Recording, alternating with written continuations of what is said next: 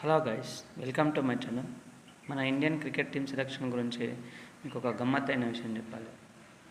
World cup tournament మొత్తంలో opposition teams ఏం చేశాయి, టూ మెనీ లెఫ్ట్ హ్యాండర్స్ ఉన్నారని చెప్పేసి ఓపెనింగ్ పేర్ లెఫ్ట్ హ్యాండర్స్ ఉన్నారని చెప్పేసి ఆఫ్ స్పిన్నర్తో వేయించారు.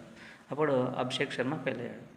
గౌతమ్ గంభీర్ ఏం లాజిక్ యూజ్ చేశారంటే, ఆపోజిషన్ వాళ్ళు ఆఫ్ స్పిన్ యూజ్ చేసి మన అభిషేక్ని అవుట్ చేస్తున్నారని చెప్పేసి సంజుని తీసుకొచ్చాడు.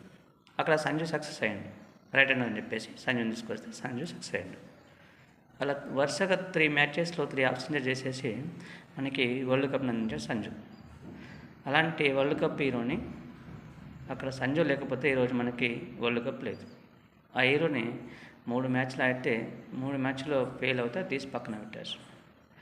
మళ్ళీ ఇక్కడ ఏం చేశాడంటే గంభీర్ గారు, సంజు రైట్ హ్యాండర్ అయిన సంజుని తీసేసి లెఫ్ట్ హ్యాండర్ అయిన వైభవ్ని తీసుకొచ్చాడు. ఈరోజు మన టీంలో చూసుకుంటే టాప్ 8లో శ్రేయస్ ఒక్కడే రైట్ హ్యాండర్. టీం మొత్తంలో చూస్తే ప్లేయింగ్ లెవెల్లో చూస్తే 3 రైట్ హ్యాండర్స్ నిన్న: ప్రసిద్ధ్, ప్రిన్స్, శ్రేయస్.